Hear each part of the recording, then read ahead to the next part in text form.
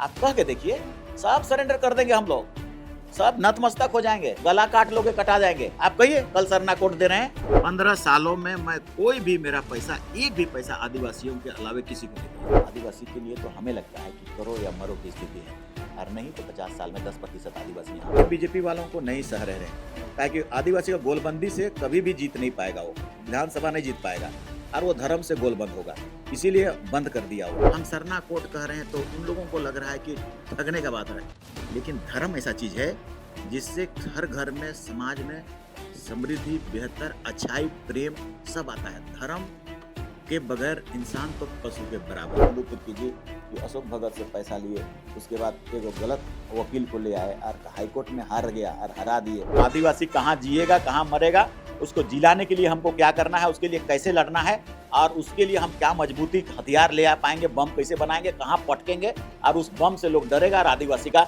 हित होगा और उसका दोनों कानून मिलेगा। हम खाली उतने जानते हैं। बर्मा में तो सिर्फ यही होता था मेरे गांव में कि उसका मांदर को फोड़ो, पियो, नशा, कोई पूजा पाठ नहीं होता था। लेकिन 5 सालों में एक दिन भी हम चैन से रहे नहीं है। मेरा गाँव में, मेरा घर में इतने लोगों का भीड़, और रोज दिन 4 बजे तक, सवेरे 9 बजे से 4 बजे तक उनका समाधान करते करते, फील्ड में भले नहीं दिखा, लेकिन अपना घर में हम परेशान रहे। हम तेरे ही लिए हैं और तुम्ही से वोट मांगेंगे, तुम दो मत दो, देखा जाएगा, हारेंगे जीतेंगे उससे हमको मतलब नहीं है। कैसे लोग कह देता है कि उसने हम कहीं प्रेजेंट नहीं हुए तो हम उसके प्रति मेरे आस्था नहीं है और सोच नहीं है और कैसे मिलेगा उसके प्रति मेरा तर्क नहीं है। बीजेपी वालों ने जगन्नाथ को खड़ा किया, क्या मुद्दा करेगा? जगन्नाथ उरांव मेरे सामने कंपैरिजन तो नहीं कर पाएगा। सरना कोट मेरे ही दिमाग का उपज है, और कहेंगे कि सरना कोट नहीं चाहते हैं, ऐसा क्या हो सकता है? चुनावी यात्रा में हम हैं और चुनावी यात्रा के दौरान बिशुनपुर विधानसभा का हम भ्रमण कर रहे हैं। हमारे साथ चमरा लिंडा जी हैं, 3 बार के विधायक हैं इस विधानसभा क्षेत्र से। फिलहाल चुनावी थोड़ी बातचीत कर लेते हैं। दादा, सबसे पहले तो जोहार। दादा, कई इलाकों हम गए, आपके लोगों का थोड़ा सा अभी रुख हम देख पा रहे हैं, ये नए चेहरे की ओर जा रहे हैं। थोड़ा सा क्या समझ पा रहे हैं, लोग नाराज हैं आपसे?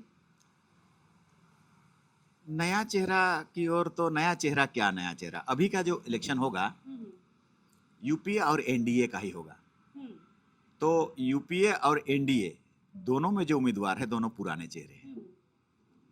समीर हैं तो 2014 में भी खड़ा हुआ था, हम भी खड़ा हुए थे, कांग्रेस भी खड़ा हुआ था, तो उस समय तो करीब 10,000 वोट से वो हार गए थे। तो ये इफेक्ट करता है कि ऑलरेडी अगर कौन हारा कौन जीता तो लोगों का मोटिव ऐसा बनता है।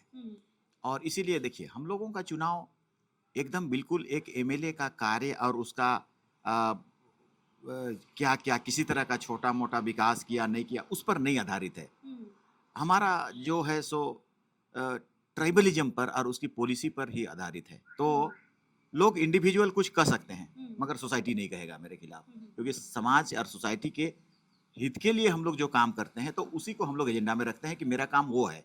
हमको आप छोटा मोटा नली गली के लिए मत करवाइए, हमको पॉलिसी निर्माण करने में आपका संवैधानिक अधिकार कौन कौन है, किस किस धारा में है, क्या नहीं मिला, क्या मिलने से आप कहाँ पर चले जाएंगे, आपके एजुकेशन से लेकर कई चीजें आप बेहतर कर पाएंगे। जैसे हम लोग कहा करते हैं, अभी देखो ट्राइबल सब प्लान का हमारे पास पैसा, वो पैसा आज तक हमारे पास नहीं आया, 75 सालों से नहीं आया। 22,000 करोड़ रुपया केंद्र से मिलता है, नहीं आया, तो उसको कैसे आप ले पाएंगे? आप ले आ पाएंगे तो आदिवासी के प्रत्येक खेतों में पानी आ जाएगा, प्रत्येक खेतों में आ जाएगा। पढ़ाई के लिए आईएएस का ट्रेनिंग थोड़े से समय के लिए तो उन लोगों ने किया था, पायलट का ट्रेनिंग के लिए उस पैसा का उपयोग किया था, मगर उसके बाद ये पैसा नहीं अब मेरे पास आया। जैसे आप बोल रहे दादा कि छोटे मोटे काम के लिए हमें ना बोले, हमें बड़े काम के लिए बोले, लेकिन जो गांव इलाका है आपका ही, जो ग्रामीण इलाका है, छोटे मोटी चीज़ों में बहुत आश्रित है। जैसे हम नंदगांव के इलाके में गए थे, हम पेशरार प्रखंड के इलाके में गए थे, लोग अभी भी सड़क के लिए बहुत जद्दोजहद कर रहे हैं। उनका कहना है कि विधायक जी 15 साल रहे, अभी तक सड़क निर्माण हमारे इलाके में नहीं हुआ है। सड़क विकास का एक पैमाना होता है, विकास वहीं से शुरू होता है दादा, तो ये सारी चीजें हमें लगता है इन 15 सालों में हो जाना चाहिए था। सेना में अभी हम लोग 1 महीना पहले 13 सड़कों का शिलान्यास किया, और सड़कों में मेरे ख्याल से हम लोग जितना सड़क हुआ है, मगर इतना बड़ा क्षेत्र है, 30 किलोमीटर हमको मिलता है मेरे कोटा में, 30 किलोमीटर का रिकमेंडेशन हम कर सकते हैं। और अन्य रोड है वो गवर्नमेंट के द्वारा बनाया जाता है, मगर मोटा मोटी मान के चलें कि मेरा कोटा में 30 किलोमीटर होता है। अब 30 किलोमीटर एक साल में करना, तो उसके बाद भी बचा रह जाता है, तो काफ़ी बचा हुआ है। तो हम बोलते हैं कि अभी रुक जाओ, लाइन से रहो, सब कुछ होगा, तेरे ही लिए होगा। मेरे पास जो कोटा है हम सभी दे दे रहे हैं। रिकमेंडेशन का जहाँ तक बात है, जैसे दोनों रोड को हमने रिकमेंडेशन किया, इटगिरी से लेकर सिरंगदाग तक का रोड को भी रिकमेंडेशन किया, वो 78 करोड़ का है। 101 करोड़ का है बिमरला से दिरगांव तक, यहाँ से घाघरा से यहाँ तक, दोनों ओके हो गया है, उसका बन भी गया है, प्रोजेक्ट भी बन गया है। इस समय में नहीं हुआ है तो वो लोग कैबिनेट में ओके होना है और वो फिर फाइनलाइज उसको कर दिया जाएगा, बनेगा। रोड पीसीसी वगैरह जब बनना है, गांव के भीतर बनना है, तो जो माइंस का जो फंड है, माइंस का, तो वो फंड को भी हम लोग रिकमेंड करते रहते हैं, जितना हो सकता है हम लोग देते हैं और सभी बन पाता है। मगर इतना सारा गांव, 1000 गांव है, तो मेरे पास तो धीरे ही धीरे होगा ना, सब एक एक करके होगा। अब कोई जादू का छड़ी हो जाता, सब एक ही साथ बन जाता, या तो मेरे पास वो अधिकार हो जाता। लोग 15 साल को गिन रहे हैं दादा। 15 सालों में मैं कोई भी मेरा पैसा, एक भी पैसा आदिवासियों के अलावे किसी को नहीं दिया, सारे आदिवासियों के पास गया। कोई भी रिकमेंडेशन मेरा आया उसी का किया हमने।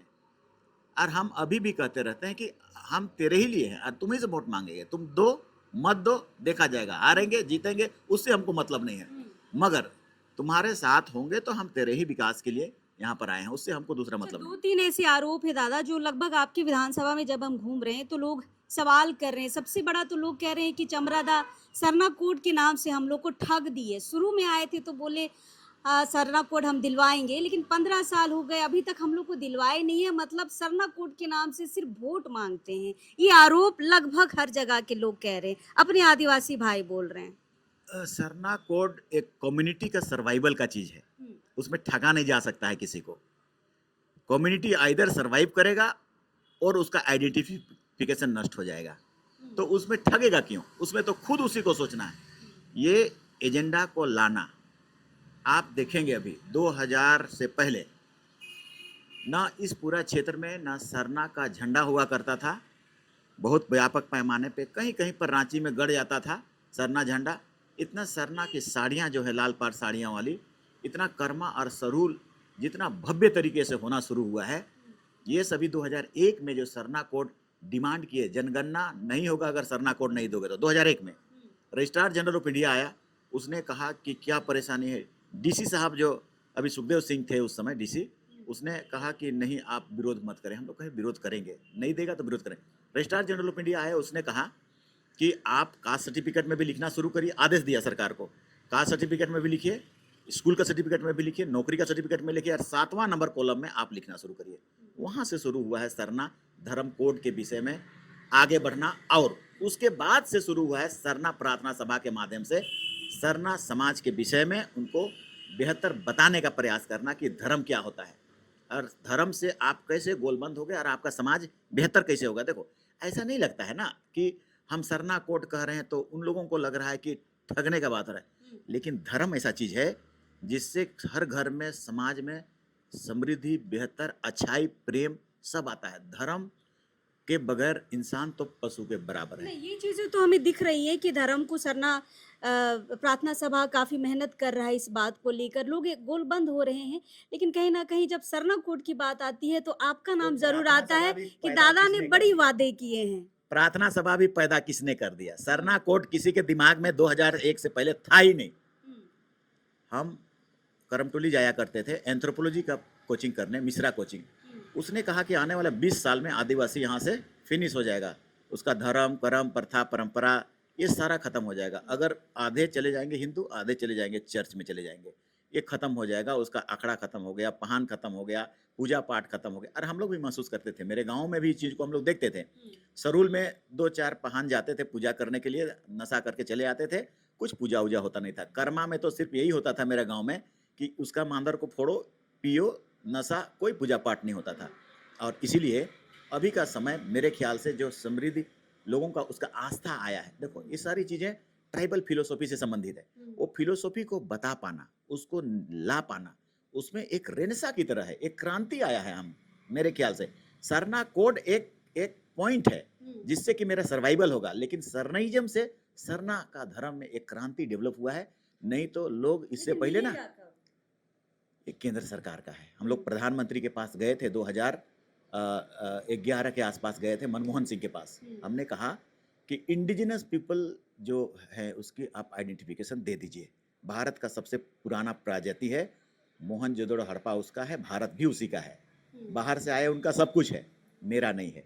ब्रिटिश हुकूमत ने एनिमिस्ट करके उसको दिया था। आप किसी भी नाम से दीजिए, हम लोग उसको एनिमिस्ट को सरना कहते हैं। तो अगर आप सरने नाम से दे दीजिए। और उस मीटिंग में उसने एश्योर तो किया कि ठीक है, हम लोग इसको कंटिन्यू करेंगे। ऐसी चीज़ें शायद हमें लगता है कि थोड़ा समय लगता है। अभी देखिए बीजेपी वालों ने बंद कर दिया, जो हम 50 लाख 2011 में आया सरना धर्म लिखा लोगों ने। क्योंकि हम लोग चिदम्बरम के पास गए तो उसने रजिस्ट्रार जनरल ऑफ इंडिया के पास भेजा। उससे हम लोगों ने कहा कि हमको आप क्यों नहीं दीजिएगा, उसने हम भगा दिया हम लोग को, नहीं देंगे, ये होगा नहीं। तब फिर एक रास्ता बताया कि 2011 में मेरा फॉर्मेट में सरना जैन से ज़्यादा लिखो तो संभव है। तो हमने पंपलेट लिखा और उसको प्रयास किया कि ज़्यादा से ज़्यादा लिखे, 50 लाख लोग सरना लिख लिए।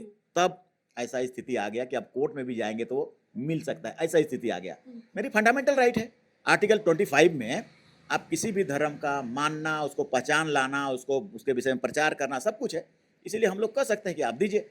अब 2025 में जनगणना होने वाला है। आदिवासी लोग गोलबंद होगा, धर्म से होगा, सरना से होगा।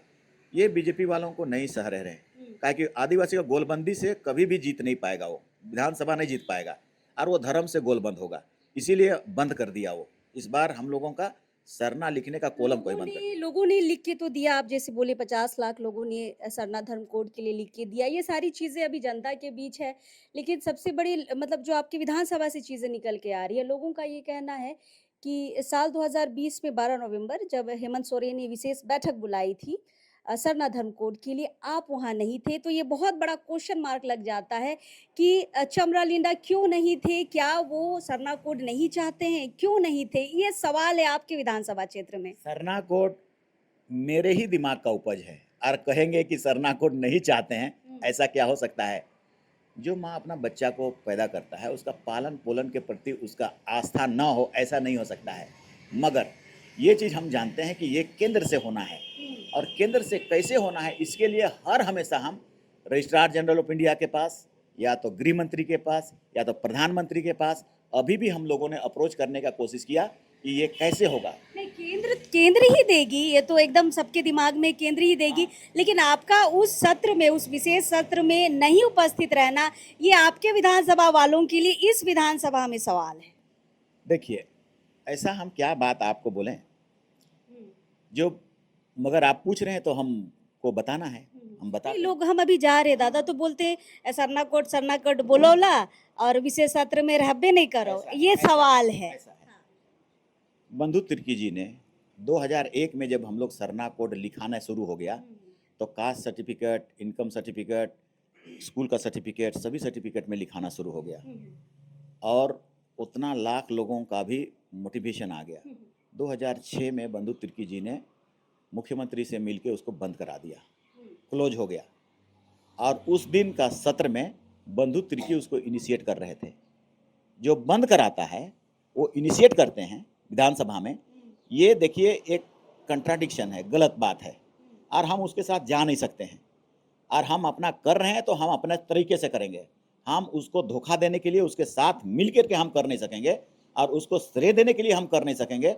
हम उससे पहले कितने लोगों से मिल पा रहे हैं, इसलिए हमें अलग से उन चीज़ों को हम कर सकेंगे। जो बंद कर दिया उसके दिमाग में क्या हो सकता है, क्यों बंद कर दिया? अगर वो अच्छा ही सोच रहे होते तो उसको बंद नहीं करते, उसको चालू करवा। बंधुदा के बारे बोल रहे हैं। बोलेंगे, सब कोई जानता है उसको। 2006 में उसने क्लोज करा दिया मुख्यमंत्री मधु कोड़ा से मिल करके। अब सरना धर्म का कास्ट सर्टिफिकेट में लिखना बंद होना चाहिए, स्कूल का सर्टिफिकेट में लिखना बंद होना चाहिए, और नौकरी का सर्टिफिकेट में बंद होना चाहिए। बंधु तिर्की ने बंद करवा दिया, बंद करवा दिया उसने। इसको विधानसभा में भी उस दिन आवाज उठा, सभी लोग बोले कि आपने बंद कराया, और हम अच्छी तरह से जानते हैं उसने बंद कराया। अब उसके बाद वो विधानसभा में कह रहे हैं कि देना होगा, तो उल्टा चोर कोतवाल को डांटे, इस तरह का काम आप करना शुरू करेंगे तो हम देखिए चीटिंग के साथ, चीटर के साथ हम और भी हम आरोप लगा सकते हैं इन विषय पे। डोमिसाइल वाली लड़ाई में भी, डोमिसाइल की लड़ाई मैंने पैदा किया था। आप लोग तो एकदम फर्स्ट लाइन में खड़े थे। नहीं थे, हम थे। आदिवासी हॉस्टल, रांची कॉलेज हॉस्टल हमने पैदा किया, और ये भी मेरे दिमाग का उपज था कि कैसे हम बाहरी लोगों को रोक पाएंगे, तो 1932 का खतियान लगाना पड़ेगा। क्योंकि 15 नवंबर को जब आज़ादी हुआ, 18 नवंबर को हम लोग रैली किए थे सैनिक मार्केट से लेकर ये कोर्ट कचहरी तक, उसमें हम लोग 1932 का खतियान देना होगा, ये बात हमने कहा था। 1932 का खतियान देना होगा। उसके बाद इन लोगों को हमने अधिकृत कर दिया कि अब आप 57 संगठन दिए और ये धोखा हो गया। मेरे नेतृत्व में जब तक चलता रहा तब तक ये मुद्दा बहुत बेहतर चलता रहा। उसके बाद सभी ऐसे लोग आ गए जो दलाली इधर उधर से करने लगे। उसमें भी बंधु तिर्की जी ये अशोक भगत से पैसा लिए, उसके बाद एगो गलत वकील को ले आए और हाईकोर्ट में हार गया और हरा दिए। हम अभी भी मेरे दिमाग में कसक है इसको लेकर के। दिल्ली से वकील आया, वो जवाब ही नहीं देने सका कि क्यों डोमिसाइल चाहिए, कौन सारा स्टेट में होना चाहिए। इसमें अशोक भगत ने पैसा दिया। और क्यों दिया पैसा? अशोक क्यों देगा पैसा? बाहर का आदमी है, यूपी का आदमी है, उससे पैसा क्यों लोगे आप? उससे पैसा लेके आ रहे हैं, मतलब आपको चीट कर रहा है वो। और वो चीटिंग में हम लोग फंस गए हाई कोर्ट में भी, और उसने डिसीजन दिया, उल्टा पलटा डिसीजन दिया। उसमें बंधु तिर्की ने इनिशिएट किया। अभी भी हम बोलेंगे, और उसको सब कोई जानता है बंधु तिर्की का इस चीज को। तो इन्हीं सब कारणों से आप उस विशेष सत्र में नहीं गए? बंधु तिर्की का इनिशिएशन में हम कोई चीज में नहीं जाएंगे, और उस जगह हम करेंगे जहां पर वो मिलने वाला होगा। जाहिर है कि इन लोगों ने क्या किया, वहां पास करा, पब्लिक को कह दिया ढोल मादर नगड़ा बजाओ, अब मिल गया। धोखा हुआ कि नहीं हुआ, ठगा कि नहीं ठगा। ऐसा चीटर के साथ हम नहीं जा सकते, हम उसमें नहीं घिल मिलाएंगे, हम साथ में नहीं रहेंगे। हम अकेले चल के उस मुकाम पर पहुंचाने का प्रयास करेंगे, लेकिन हम ऐसा खिचड़ी बना करके जो चीटिंग करता है, जो धोखा देगा पब्लिक को, I can not attend them. तो इसमें तो हेमंत सोरेन भी सम्मिलित है। विशेष सत्र तो उन्होंने ही बुलाया था, ढोल नगाड़ा उन्होंने ही बजवाया था। अल्बर्ट एक्का चौक में हमने भी देखा। अभी भी लोग कहते हैं कि हेमंत सोरेन का प्रयास है कि विशेष सत्र के बाद वो केंद्र तक जा पाया। केंद्र तक जा पाया, ठीक है, मगर इसको इनिशिएशन बंधु तिर्की के द्वारा किया था। स्टेट गवर्नमेंट ने किया, उसको हम लोग मानते हैं, उसको सही है। हेमंत ने भी हमसे पूछा कि क्या करेंगे, हम लोग पास कर रहे हैं। हमने उससे पूछा कैसे करिएगा। 6 ठो है खाली, अभी सरना हट गया, बंद कर दिया गया, कॉलम को हटा दिया। क्या में लिखिएगा आप अगर अपने आप को सरना कहते हैं तो आप क्या में लिखिएगा, बताइए यार, हम क्या में लिखेंगे। ये चुनौती मेरे लिए है, और इसीलिए ये बात को क्लियर करिए कि वो ओपन करे 7वां नंबर कॉलम को, या तो सरना कोड वो हम लोग को दे दे। तो स्टेट गवर्नमेंट ने पास किया, इट्स ओके, ये फाइन है। मगर मेरी यही बात रही कि बंधु तिर्की का पैरेलल हम लोग नहीं चल सकते हैं, किसी भी मुद्दा पे नहीं चल सकते हैं। पिछले कल का 5th शेड्यूल या कई आंदोलन रहा ना, उसमें हम लोगों ने देखा है, और हमने हर बार धोखा खाया है। एक बार घास फूस छाप में हम लोग चले गए थे, बंगाल का जो टीएमसी में साथ में गए थे। उसने भी जो वादा किया था हमसे, उसमें भी फुलफिल नहीं किया। उसने कहा कि हम लोहरदगा में आपको जितवाने के लिए मदद करें, स्टेट में हम देखेंगे। अपने भी रांची से उठ गया। तो जब उनको लगता है कि धोखा देना है तो उसको धोखा दे दो। तो इसलिए हम अभी भी महसूस करते हैं कि हम उनके किसी इनिशिएशन में साथ हम नहीं रह सकते हैं। और ऐसा नहीं है कि विधानसभा में हम नहीं गए तो मेरा दिल में नहीं रहा। मैंने उसको पैदा किया, किसी का दिमाग का उपज नहीं था। कैसे लोग कह देता है कि उसने हम कहीं प्रेजेंट नहीं हुए तो हम उसके प्रति मेरे आस्था नहीं है और सोच नहीं है, और कैसे मिलेगा उसके प्रति मेरा तर्क नहीं है, या तो मेरे लिए वो गणित हम नहीं बना रहे हैं कि मिलना कैसे।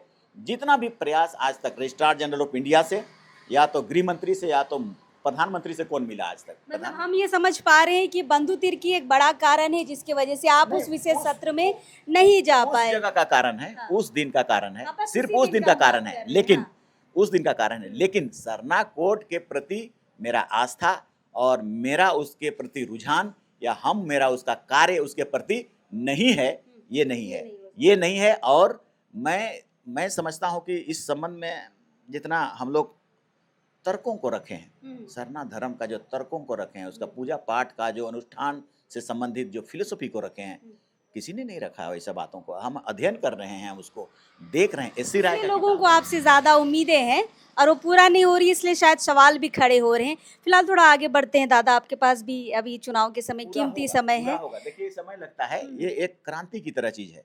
अब तो पूरा होने में धीरे धीरे, झारखंड राज्य कितने सालों में मिला? 50 साल करीब लग गया, लेकिन शुरुआत होने के कारण वो मिल गया। शुरुआत करना, well begin is half done. So वो होगा, आज नहीं तो कल देना होगा। इसलिए 50 लाख आया तो इस बार बंद क्यों कर दिया? इस बार 1 करोड़ आ जाता। तो जब 1 करोड़ आ जाता तो कोर्ट, सुप्रीम कोर्ट सब उसको कॉम्पेल कर देता कि अब तुमको देना होगा। इतने लोगों को तुम नजरअंदाज नहीं कर सकते हो, इनका फंडामेंटल राइट है, संविधान में अधिकार है, आर्टिकल 25 में, ये बात हो जाता। चलिए, दूसरा सबसे बड़ा सवाल दादा, जब हम घूम रहे हैं आपके इलाके में, लोग ये कह रहे हैं कि चमरादा को हम लोग बहुत सालों से देखे नहीं है, हमारे इलाके में आते नहीं हैं। लोकसभा के दौरान जब हम गुरदरी के इलाके में गए थे, तभी लोगों ने कहा कि हम ढोल छाप में वोट किए थे, उसके बाद से दादा हमको दिखे ही नहीं। पेशरार के इलाके में गए, वहाँ भी ढोल छाप आपका अभी भी लोग याद करते हैं, जब आप निर्दलीय लड़े थे। उसके बाद से दादा इस इलाके में आए नहीं। तो ये जो आपका पॉइंट निकल के आ रहा है कि आप इलाकों में नहीं जा रहे हैं, इससे आप अभी विधानसभा चुनाव में कैसे पाठ पा रहे हैं? नहीं, वो सब देखिए, हमने ये उन लोगों को सभी गांवों में ये प्रचार में कर दिया था कि मेरे पास आपको आना है, जितना भी प्रॉब्लम है आप मेरे पास आए, और जब जब आप हमको बुलाते हैं, ऐसा नहीं है कि हम आए नहीं। अब ऐसे ही घूमना वो अलग चीज़ है, लेकिन जो भी प्रोग्राम हुआ, कर्मा का प्रोग्राम हुआ, सरूल का प्रोग्राम हुआ या जतरा का प्रोग्राम हुआ, हमको वहाँ आना मस्ट होता है, क्योंकि उनको उन डायरेक्शन देना होता है, बताना होता है, समझाना होता है। तो इसलिए हर वैसे प्रोग्राम में मेरी उपस्थिति रही है। लेकिन ये बात लोग बोलते हैं कि जतरा में आ जाते हैं, लेकिन ऐसे नहीं आते हैं। अच्छा, ऐसे ऐसे ही घूम करके हम क्या करेंगे, क्या घूमेंगे, बताएं। इसीलिए हमने कहा कि हम किसको किसको आइडेंटिफाई करेंगे कि तुम्हारा क्या प्रॉब्लम है, या तो घूम के जाने से मेरे लिए क्या निकलेगा। इसलिए हमने कहा कि आपको जो प्रॉब्लम होगा, जो दिक्कतें आए, अगर परेशानी हो, बीमारी हो, आपको भेलोर एडमिशन कराने जाना हो, एजुकेशन में आप बेहतर कर रहे हैं, आईआईटी जा रहे हैं, उसमें आपको मदद की ज़रूरत हो, या तो आपका गांव में कोई प्रॉब्लम हो, कुआं बनना हो, नहीं बना हो, लाल कार्ड पीला कार्ड बनना हो, या किसी तरह का चीज़ें हो, अस्पताल के संबंधित प्रॉब्लम हो, तालाब से संबंधित एनीथिंग जो आपको नीड है, आप मेरे पास आएँ। हम आपको गाड़ी भाड़ा भी देंगे, नाश्ता चाय पानी भी देंगे। ऐसा नहीं हम आपको लगवाएंगे, हम उसका सभी चीज़ का इंतजाम करेंगे। और इन 5 सालों में एक दिन भी हम चैन से रहे नहीं हैं।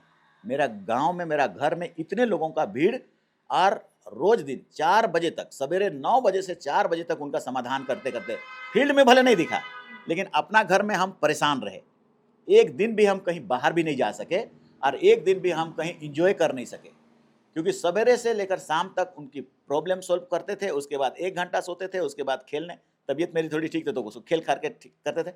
मगर मैंने सभी को अलाउ किया कि आप मेरे ही पास आइए, आपका समाधान यहीं से होगा। 2 कारणों से होगा, यहीं से हम फ़ोन कर देंगे पदाधिकारियों को। दूसरी बात, रिकमेंडेशन करने का बात होता है, वो भी करेंगे, क्योंकि आप मेरे पास आएंगे तो 5-7 गांव हम एक ही दिन में डील कर लेंगे। लेकिन हम घूमेंगे तो एक आध जन का होगा, कौन कहाँ आया, कौन गया, ये पता नहीं चल पाएगा। हाँ, ये बात हो सकता है कि कहीं पर बैठना शुरू करें तो वहाँ पर आ सकते हैं। तो उसी का विकल्प में हम अपना घर को ही चयन किए कि आप मेरे पास ही आइए, हम आपको खर्च नहीं देंगे। आपका ऑफिस दादा रांची वाला ही है कि यहाँ भी आपके विधानसभा घर में ही में? हम करते हैं, रांची में? रांची में घर में ही बुलाते हैं। यहाँ जितना हमारा स्कूल बना है, स्कूल में हम आते हैं तो प्रॉब्लम को सुनते हैं और सॉल्व करते हैं, स्कूल में करते हैं। बाकी हम घर में ही लोगों को बुला करके जितना चीज़ों का समाधान करना था हम करते रहे। आपको नहीं लगता है कि गुरदरी और पेशरार के इलाके वाले जो लोग हैं रांची जाएंगे, उनके लिए दूरी होगी? जरूर हो सकती है, और दूरी होगी, लेकिन मैंने कहा कि एक दिन निकालो आप। आपको हम पैसा नहीं लगने देंगे, और आपको हम खाना से भूख लगने नहीं देंगे। खाना भी देंगे, और हमने खाना भी दिया, पैसा भी दिया, गाड़ी का भाड़ा भी दिया। आप आके हमको समस्या का समाधान बता दें। लेकिन इन्हीं सब कारणों से इस बार आपके इलाके में बाहरी और भीतरी की बात आ गई है कि लोकल नेता चुनना है जो यहीं रहेगा, हमको रांची नहीं जाना पड़ेगा। नहीं, ये तो जो जगन्नाथ जी खड़ा हुए हैं, या आपका टुनटुन जी खड़ा हुए हैं, तो एक महादेव या कुछ नाम, जगन्नाथ भी है, और एक निर्दलीय प्रत्याशी है महात्मा उरांव। उनका भी ये कहना है कि लोकल प्रत्याशी होना चाहिए, चाहे रांची ना जाना पड़े। ये लोग उस पर्पस से नहीं बोल रहे हैं ये बात, ये सब मेरे साथ ही थे लोग। ये आदिवासी छात्र संघ के ही कैंडिडेट हैं। तो छोटा छोटा खुंदस होता है। अगर मान लिया, जैसे हम महात्मा को जितना सरना भवन बनाना था, जितना सरना बाउंड्री बनाना था, सभी जिम्मा हमने दे दिया उसको शुरू में। हाँ, सभी जिम्मा दे दिया उनको। वो मेरा आदिवासी छात्र संघ का प्रखंड अध्यक्ष था। अब प्रखंड अध्यक्ष होने के नाते थोड़ी किंतु परंतु हुई होगी, या तो किसी से कोई पैसा नहीं दिया, मान लिया कि डीडीसी नहीं दे पाया, कुछ नहीं हो पाया, हमने उसका समाधान करने का कोशिश किया। तो अब छोटा मुद्दा को लेके वो व्यक्तिगत है जो मेरे पर है, उसको नाराज है, हमसे नाराज है, इसलिए वो कहता है बाहर का है भीतर का है। 15 साल से ये क्वेश्चन नहीं आया। उस समय भी तो हम बाहर के ही थे, उस समय भी बाहर के थे, अब क्यों आ गए हम बाहर के? तो ये व्यक्तिगत चीज़ें हैं, व्यक्तिगत खुंदस निकालते हैं, नाराज़गी है। हम लोग कोशिश कर रहे हैं कि क्या नाराज़गी है उसको भी हम लोग जानने का कोशिश, हमको पता भी नहीं चलता है।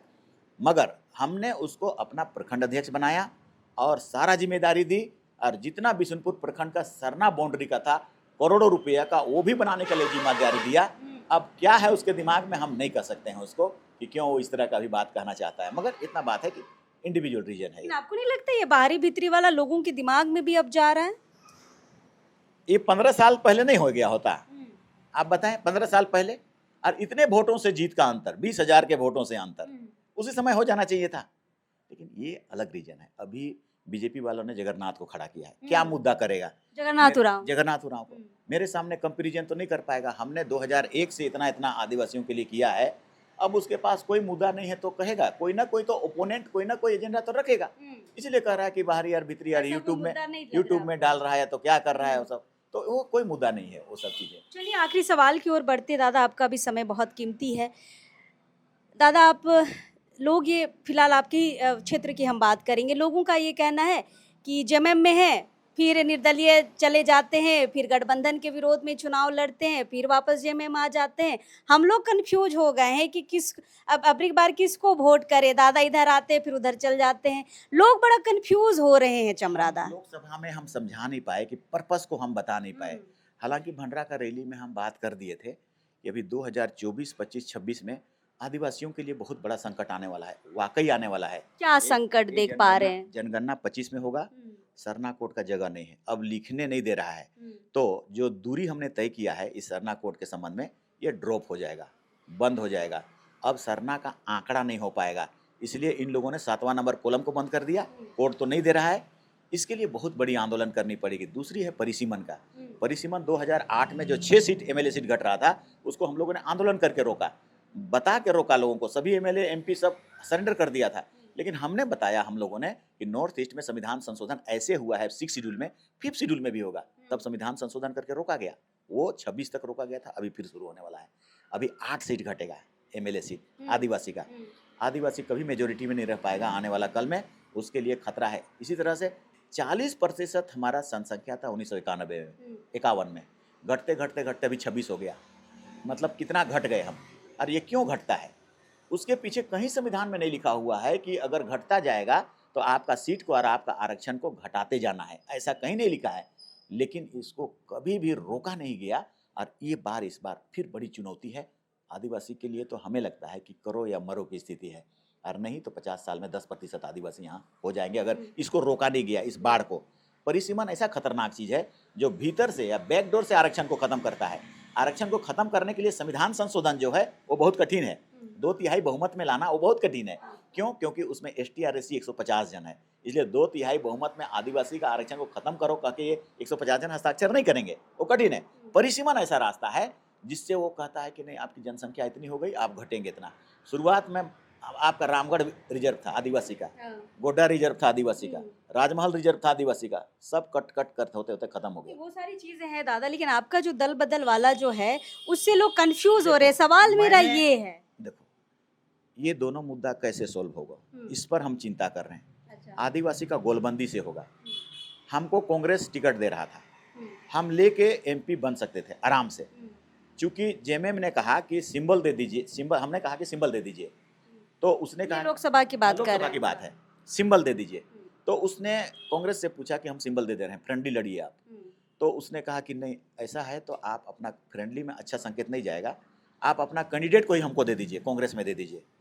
सभी लोग, खड़गे जी ने भी कहा, यहाँ मंत्री वगैरह जी ने भी कहा, सब ने कहा, हमको भी कहा, धीरू बाबू ने भी कहा, सब ने कहा कि आप आ जाइए कांग्रेस में। हमने कहा कि मेरे पास आने वाला कल में 2 बहुत बड़ी चुनौती है, सरना कोड वाला और परिसीमन वाला, उसको हमको आंदोलन के बल ही रोक सकते हैं।